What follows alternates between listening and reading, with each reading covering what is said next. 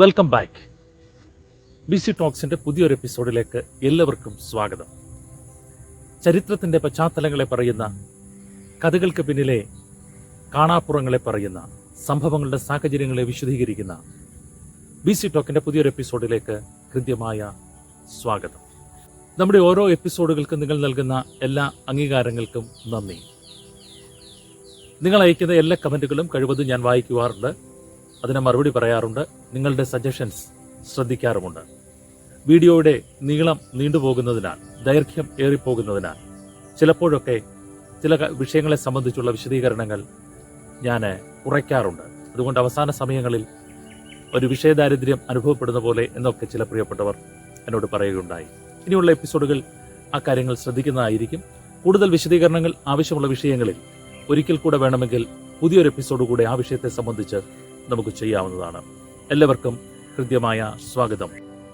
BC ടോക്കിന്റെ ഈ എപ്പിസോഡിൽ നാം പരിചയപ്പെടാൻ പോകുന്നത് ഇസ്രായേൽ രാഷ്ട്രത്തിന്റെ ശില്പിയായ ദാവീദിന്റെ ഭരണകാലത്ത് അദ്ദേഹത്തിന് ഏറ്റവും അധികം പിന്തുണ നൽകിയ, ഒരുപക്ഷെ രാഷ്ട്ര നിർമ്മാണത്തിന്റെ സാംസ്കാരിക സമുന്നതമായ ഉന്നമനത്തെക്കാൾ, രാജ്യവിസ്തൃതിയുടെ എല്ലാ കാര്യങ്ങളിലും ദാവീദിനേക്കാൾ പ്രഗത്ഭനായി ആ കാലഘട്ടത്തിൽ പ്രയോജനപ്പെട്ട ദാവീദിന്റെ മൂത്ത സഹോദരി സെരൂയയുടെ പുത്രനായ യോവാബിനെ കുറിച്ചുള്ള ചില കഥകളാണ്. യോവാബിനെ സംബന്ധിച്ച് ബൈബിളിൽ കാണാതിരിക്കുന്ന ചില കഥകൾ ഈ എപ്പിസോഡിൽ നമുക്ക് പങ്കിടാം.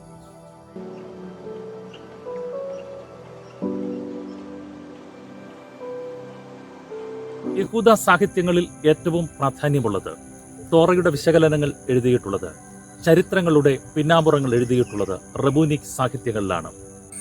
റബൂനിക് റോബർട്ട് അഡോൾഫ് ജെൽനിക് എന്ന് പറയുന്ന പാശ്ചാത്യനായ യഹൂദ റബിയും ഏറ്റവും നന്നായി മിഡ്രാഷുകളെ കൈകാര്യം ചെയ്യുന്ന, റബൂനിക് ടീച്ചിങ്ങുകളിൽ ഏറ്റവും പ്രാധാന്യമുള്ള ഗ്രന്ഥങ്ങളുടെ രചയിതാവും ഗവേഷകനുമായ അഡോൾഫ് ജെൽനിക്കിന്റെ പുസ്തകത്തിൽ നിന്നാണ് ഇന്ന് ഈ ഭാഗങ്ങൾ എടുത്തിട്ടുള്ളത്.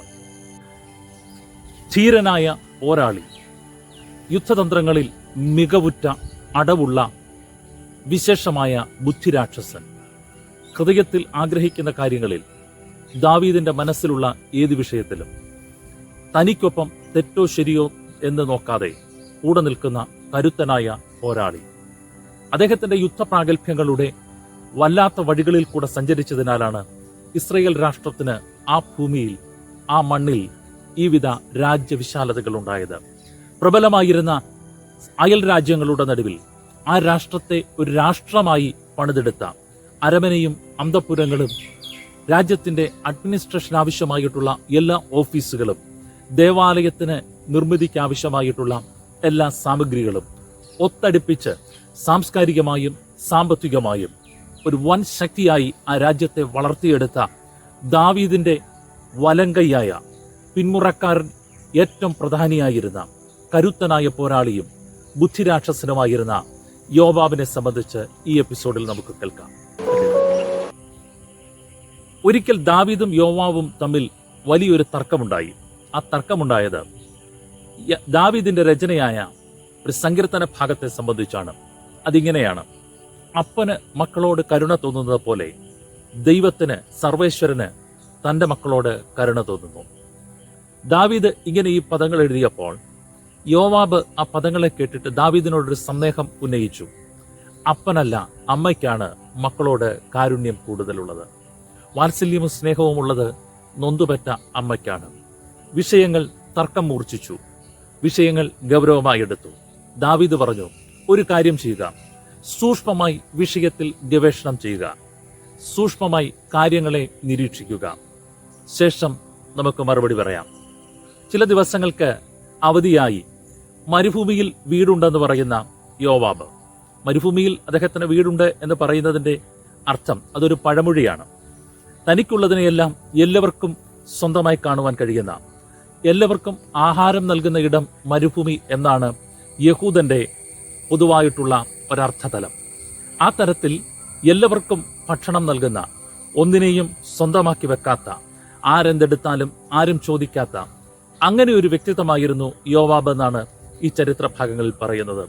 യോവാബ് തന്റെ വീട്ടിലേക്ക് ഒരിക്കൽ കടന്നു പോകുമ്പോൾ വഴിയിൽ ഒരു കുടിൽ കണ്ടു. ആ കുടിലിൽ ദാരിദ്ര്യം അനുഭവിക്കുന്ന, സാമ്പത്തിക സ്ഥിതി വളരെ മോശമായിട്ടുള്ള ഒരു വൃദ്ധനെയും അദ്ദേഹത്തിന്റെ ഭാര്യയെയും അദ്ദേഹത്തിന്റെ 12 ആൺമക്കളെയും കണ്ടു.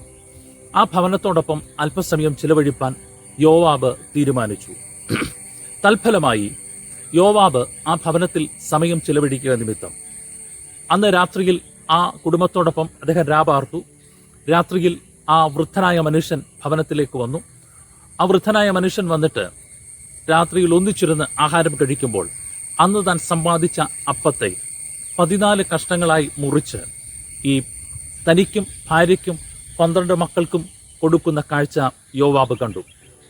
ഇങ്ങനെ ആ അപ്പം 14 പേർക്കായി ഒന്നിച്ചു പങ്കിട്ട് കഴിഞ്ഞപ്പോൾ യോവാബിന്റെ മനസ്സിൽ ഒരാശയം ഉളവായി. അദ്ദേഹം ആ വൃദ്ധനോട് ഇങ്ങനെ പറഞ്ഞു, ഒരു കാര്യം ചെയ്യൂ, തങ്ങളുടെ പുത്രന്മാർ 12 പേരുണ്ടല്ലോ, അവരിൽ ഒരുവനെ നമുക്ക് വിൽക്കാം. അവനെ വിറ്റാൽ നല്ല പണം ലഭിക്കും. അന്ന് യഹൂദ നാട്ടിൽ സാമ്പത്തികമായി ദാരിദ്ര്യമുണ്ടാകുമ്പോൾ തങ്ങളെ തന്നെ തങ്ങളുടെ സഹോദരങ്ങൾക്കോ മറ്റുള്ളവർക്കോ വിൽക്കുന്ന ഒരു കാര്യം ഉണ്ടായിരുന്നു. 7 വർഷത്തേക്ക് ഒരു മനുഷ്യൻ തന്നെ വിൽക്കും. 7-ാം വർഷത്തിൽ അവനെ സ്വതന്ത്രനായി വിട്ടയക്കും. ഇതിനു വേണ്ടുന്ന സാമ്പത്തികം, ഇതിന് ഒരു വില നൽകി ആരെങ്കിലും ആ വ്യക്തിയെ വാങ്ങും. ഈ 7 വർഷം നിർബന്ധമായും ആ മനുഷ്യൻ, തന്നെ വാങ്ങിയ മനുഷ്യന് സേവനം ചെയ്തു കൊടുക്കണം. ഈ വിധത്തിൽ സേവനം ചെയ്തു കൊടുപ്പാൻ 7 വർഷത്തേക്ക് ഒരു പുത്രനെ വിറ്റുകളയുവാൻ യോവാബ് ആ വൃദ്ധനോട് ആവശ്യപ്പെട്ടു. എന്നാൽ വൃദ്ധൻ അതിനെ നിരസിച്ചു. യോവാബ് വിശദമായി പറഞ്ഞു, നോക്കൂ, അങ്ങ് പ്രായമായി, തങ്ങളുടെ പുത്രന്മാർക്ക് ഒരുവനെ കൊടുത്താൽ അങ്ങയുടെ ഈ വാർദ്ധക്യത്തിൽ ഈ വിധത്തിൽ കഷ്ടപ്പെടേണ്ടുന്ന കാര്യമില്ല. എന്നാൽ ആ വൃദ്ധൻ അനുസരിച്ചില്ല. പിറ്റേ ദിവസം രാവിലെ വൃദ്ധൻ തന്റെ ജോലിക്ക് വേണ്ടി കടന്നുപോയി. എന്നാൽ അദ്ദേഹം പോയതിനു ശേഷം വൃദ്ധന്റെ ഭാര്യയോട് നിർബന്ധിച്ച് തന്റെ പുത്രന്മാരിൽ ഒരുവനെ വിറ്റുകളഞ്ഞ് ആ വൃദ്ധനെ ഈ വാർദ്ധക്യത്തിൽ സുരക്ഷിതനാക്കുവാൻ യോവാബ് ആവശ്യപ്പെട്ടു. നിർബന്ധം സഹിക്കവയ്യാതെ, ആദ്യം സമ്മതിച്ചില്ല, പിന്നീട് നിർബന്ധം സഹിക്കവയ്യാതെ ആ സ്ത്രീ തന്റെ പുത്രന്മാരിൽ പ്രാപ്തിയുള്ള ഒരുവനെ 100 സ്വർണപ്പണത്തിന് വിറ്റുകളഞ്ഞു. ഈ വിധത്തിൽ 100 കാശ് കൊടുത്ത് ആ യൗവനക്കാരിൽ മക്കളിൽ ഒരുവനെ യോവാബ് വാങ്ങി. ശേഷം അവനെ മാറ്റി നിർത്തി. വൈകിട്ട് വന്ന് വൃദ്ധനായ മനുഷ്യൻ വീണ്ടും അന്ന് താൻ ശേഖരിച്ച അപ്പത്തെ 14 പേർക്കായി വീതിക്കുമ്പോൾ അതിലൊരുവന്റെ പങ്കെടുപ്പാൻ ആളില്ലാതെ വന്നിട്ട് സ്ത്രീയോട് കാരണമന്വേഷിച്ചു. പല ഒഴുകിഴിവുകളും ആ സ്ത്രീ പറഞ്ഞെങ്കിലും അവസാനം നിർബന്ധം സഹിക്കവയ്യാതെ സത്യം പറയേണ്ടി വന്നു.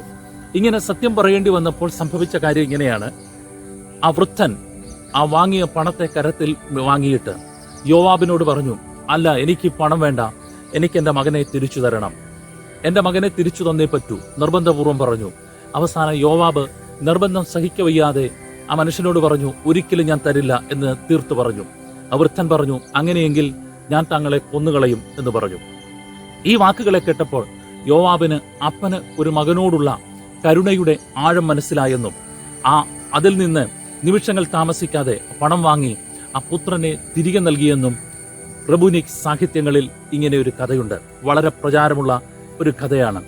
ഈ വാക്കുകളെ, ഈ സംഭവത്തെ വീണ്ടും ചെന്ന് ദാവീദിനോട് യോവാബ് പറയുകയും, താങ്കൾ പറഞ്ഞത് ശരിയാണ്, അമ്മയ്ക്ക് സ്നേഹമുണ്ടെങ്കിലും എപ്പോഴും അപ്പന് മക്കളോട് വാത്സല്യം കൂടുതലാണെന്ന് യോവാബ് സമ്മതിക്കുകയും ചെയ്തു എന്ന് ആ വാക്യത്തിന് പിന്നിലെ ഒരു പശ്ചാത്തല കഥ കൂടെയുണ്ട്. റബൂനിക് സാഹിത്യങ്ങളിൽ നിന്നാണ് ഈ കഥ നമുക്ക് ലഭിക്കുന്നത്. രാജാക്കന്മാർ യുദ്ധത്തിന് പുറപ്പെടുന്ന ഒരു കാലം, അത് സീസൺ അനുസരിച്ചാണ്.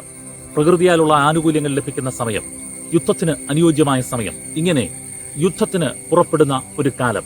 ഈ കാലത്ത് യോവാബ് ഇസ്രയേലിലെ 12,000 സൈന്യവുമായി തൊട്ടടുത്ത രാജ്യമായിരുന്ന അമോന്യരുടെ തലസ്ഥാന നഗരിയായ ജലനഗരം എന്ന് വിളിക്കുന്ന രബ്ബ ആക്രമിക്കുവാൻ പുറപ്പെട്ടു. 6 മാസങ്ങൾ ആ നഗരത്തിനു ചുറ്റും ഈ 12,000 സൈന്യം വാടകോരി വളഞ്ഞു. അവർക്ക് ചുറ്റും അകത്തും പുറത്തോട്ടും ഒന്നും കടന്നുപോകുവാൻ കഴിയാത്ത വിധത്തിൽ ആ പട്ടണത്തെ അവർ ഉപരോധിച്ചു. പട്ടണം അതിൽ അടഞ്ഞുകിടന്നു, വാതിലുകൾ അടഞ്ഞുകിടന്നു, അകത്ത് കയറി ഒന്നും ചെയ്യുവാൻ കഴിയാതെയായി. അവസാനം സൈന്യം നിരാശരായി മടങ്ങുവാനുള്ള ചിന്തകൾ ആരംഭിച്ചു. ഇവിടെയാണ് യോവാബിന്റെ യുദ്ധതന്ത്രത്തിന്റെ മികവ് നമുക്ക് കാണുവാനായിട്ട് കഴിയുന്നത്. യോവാബ് ചെയ്തത്, തന്റെ സൈന്യത്തോട് പറഞ്ഞു, നിരാശരാകാതിരിക്കൂ, പ്രത്യാശയുള്ളവരായിരിക്കൂ, ധൈര്യമുള്ളവരായിരിക്കൂ. ഇങ്ങനെ അവർ യുദ്ധത്തെ മടക്കി പിടിക്കുവാൻ പുതിയ പദ്ധതികൾ യോവാബ് തയ്യാറാക്കി. യോവാബ് തന്റെ പടജനത്തിൽ പ്രമുഖരായവരോട് പറഞ്ഞു, ഒരു കവണയിൽ വെച്ച് എന്നെ ഈ നഗരത്തിന്റെ മതിലിനു മീതെ കൂടെ നഗരത്തിനുള്ളിലേക്ക് എയ്തു കളയുക. ഞാൻ ജീവനോടെയുണ്ടെങ്കിൽ 40 ദിവസത്തിനകം പട്ടണ വാതിലിനടിയിൽ കൂടെ രക്തമൊഴുകുന്നത് നിങ്ങൾ കാണും. അതുവരെയും നിങ്ങൾ ക്ഷമയോടെ കാത്തിരിക്കുക. യോവാബ് തന്റെ ഭൃത്യന്മാരോട്, തന്റെ സഹഭടന്മാരോട് പറഞ്ഞതനുസരിച്ച് അദ്ദേഹത്തെ ഒരു വലിയ കവണയിൽ വെച്ച് അമോന്യരുടെ കോട്ടയായ റബ്ബയുടെ മതിലുകൾക്ക് മീതെ കൂടെ എയ്തു വീഴ്ത്തി. അദ്ദേഹം ചെന്നു വീണത് വിധവയായ ഒരു സ്ത്രീയുടെ വീട്ടിലായിരുന്നു. അവൾക്ക് ഒരു മകളുമുണ്ടായിരുന്നു. അവിടെ ആ പട്ടണത്തിൽ അദ്ദേഹം അല്പദിവസങ്ങൾ പാർത്തു. അദ്ദേഹം പറഞ്ഞു, ഞാൻ ഈ പട്ടണത്തിൽ കടന്നു വന്നതാണ്. 6 മാസമായി എനിക്ക് പുറത്തു പോകുവാൻ കഴിയുന്നില്ല. അതുകൊണ്ട് എനിക്ക് താമസിക്കുവാനുള്ള സൗകര്യവും ആഹാരവും നിങ്ങൾ നൽകിയാൽ ഞാൻ നിങ്ങൾക്ക് പണം നൽകാം. അങ്ങനെ പണം വാങ്ങി അവർ അദ്ദേഹത്തെ കൂടെ പാർപ്പിച്ചു. എന്നാൽ തന്റെ കയ്യിലുണ്ടായിരുന്ന വാള് താൻ സദാ സൂക്ഷിച്ചിരുന്നു. ഈ വാള് അവർക്ക് സംശയഹേതുവായി എന്നുള്ളത് ഒരു സത്യമാണ്. പക്ഷേ താൻ വന്നു വീണ വീഴ്ചയിൽ തന്റെ വാളിന് കേടുപാടുകൾ പറ്റിയതുകൊണ്ട് അവിടെ അരികിലുള്ള ഒരു കൊല്ലന്റെ വീട്ടിൽ ചെന്നിട്ട് താൻ തന്റെ വാൾ കാണിച്ചു കൊടുത്തിട്ട് പറഞ്ഞു, ഇതുപോലെ ഒരു വാള് എനിക്കുണ്ടാക്കി തരണം. അങ്ങനെ കൊല്ലൻ 1, 2, 3 പ്രാവശ്യങ്ങൾ യോവാബിന് വാളുണ്ടാക്കി കൊടുത്തു. ആദ്യം ഉണ്ടാക്കിയ വാളുകൾ രണ്ടും പരിശോധനയിൽ ഒടിഞ്ഞുപോയി. 3ാമത്തെ വാള് തന്റെ ബോധ്യത്തിനും തന്റെ പ്രാഗൽഭ്യത്തിനും പര്യാപ്തമായിട്ടുള്ളതായിരുന്നു. ആ വാള് കരത്തിൽ വാങ്ങിയിട്ട് ആ കൊല്ലനോട് അദ്ദേഹം ചോദിച്ചു, ഈ വാൾ കൊണ്ട് എന്ത് ചെയ്യണം?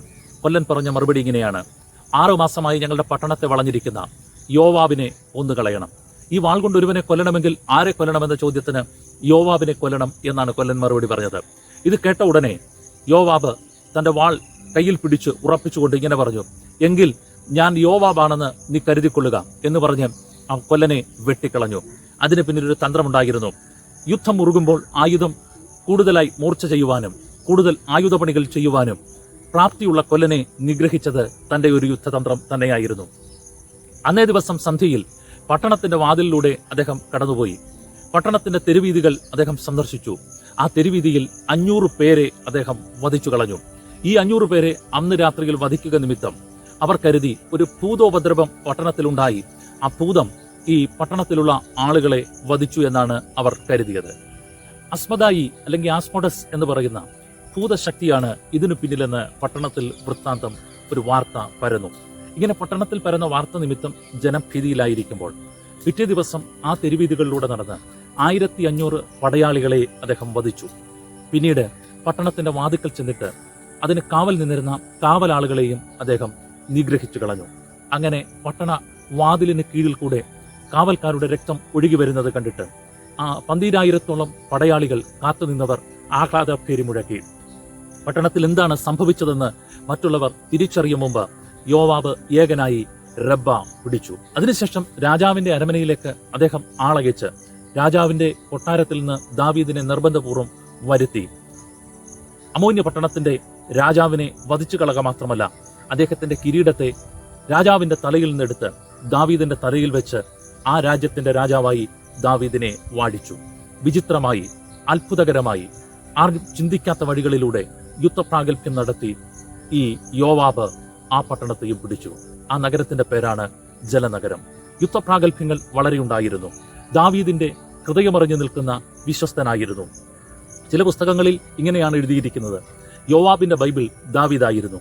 ദാവീദ് ചെയ്യുന്ന തെറ്റ് യോവാബിന് തെറ്റ്, ദാവീദ് ചെയ്യുന്ന ശരി യോവാബിന് ശരി. ഇത്ര വിശ്വസ്തനായിരുന്നിട്ടും ദാവീദ് തന്റെ അകത്തുള്ള ചെറിയ ഒരു വൈകാരിക ബലഹീനതകൾ തനിക്കെപ്പോഴുമുണ്ട്.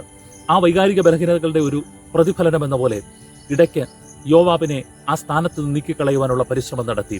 മരണസമയത്ത് തന്റെ മകനായ ശലോമോനോട് രഹസ്യത്തിൽ യോവാബിനെ നിഗ്രഹിച്ചു കളയണം, സെരൂയുടെ പുത്രന്മാർ എനിക്ക് കീഴടങ്ങാത്ത കഠിനന്മാരാണ്, അതുകൊണ്ട് അവരെ വധിപ്പാൻ നീ ബുദ്ധിപൂർവം അവരോട് ശ്രമിക്കണം എന്ന് പറഞ്ഞുറപ്പിക്കുന്നുണ്ട്. ഒരു ആയുസ് മുഴുവൻ രാജ്യത്തിന്റെ നന്മയ്ക്ക് വേണ്ടി പോരാടിയ ആ പോരാളി അധികാരങ്ങളുടെ ചതിയെ ഓർക്കാതെ എപ്പോഴോ പിന്തുടർച്ചക്കാരുടെ വാളിനാൽ കൊല്ലപ്പെട്ടു. ഇതാണ് യോവാബ്. കേൾക്കാത്ത കഥകളും ഇതുവരെ അറിഞ്ഞിട്ടില്ലാത്ത സംഭവങ്ങളും ചില ചരിത്രങ്ങളുടെ എഴുതപ്പെടാത്ത പശ്ചാത്തലങ്ങളെ തേടിയുള്ള നമ്മുടെ യാത്ര തുടരും. PC Talksന്റെ പുതിയ എപ്പിസോഡിൽ വീണ്ടും കാണും വരെയും PC Talk സൈനിങ് ഓഫ്.